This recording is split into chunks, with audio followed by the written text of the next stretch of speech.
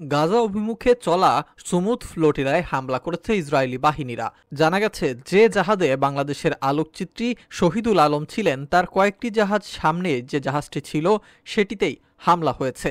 গাজা অভিমুখে global Sumud ফ্লোটিলায় Bangladesh থেকে যোগ দিয়েছেন মানবাধিকার কর্মী এবং আলোকচিত্রী শহীদুল আলম। তিনি নিজের ভেরিফাইড ফেসবুকে এসব তথ্য জানিয়েছেন। এরই মধ্যে ১৩টি জাহাজ থেকে গ্রেটা থানবার্গ সহ ২ শতাধিক কর্মী সমাজসেবীকে বন্দী করেছে ইসরায়েল। ফলে সারা দেশের মানুষের মনে এখন ঘুরপাক খাচ্ছে শহীদুল আলম কেমন আছেন।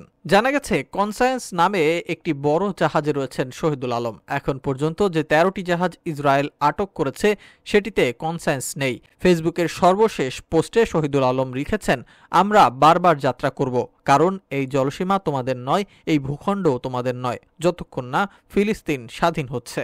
এর আগেও একাধিক ভিডিও বার্তা প্রকাশ করেছেন শহীদুল আলম। এর একটিতে বুধবার সন্ধ্যায় তিনি বলেন, আমার ড্রোন ওয়াচ দেখাচ্ছে আরও ১ ঘন্টা যেতে হবে, যেখানে আমরা সাধারণ সম্ভাব্য আক্রমণের প্রতি নজর রাখি।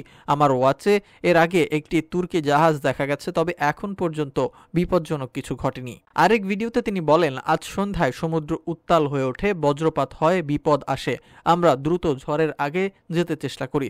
তখন আরেকটি ব্যাপারও ছিল, আমরা জানতে পারি আমাদের সবচেয়ে সামনে যে ফ্লোটিলা আলমা, তাতে ইসরায়েলি জলদস্যুরা হামলা শুরু করেছে। আমরা এই উত্তাল ঝড়ের মধ্যে যত দ্রুত সম্ভব এগিয়ে যাওয়ার চেষ্টা করছি। সবার পেছনে সবচেয়ে বড় জাহাজে রয়েছি আমরা, কাজেই আমাদের ওপর কি আসবে তা এখনো বোঝা যাচ্ছে না। ইসরায়েল যেটা করছে, অন্যদের ওপর আক্রমণ করে আমাদের ভয় দেখানোর চেষ্টা করছে।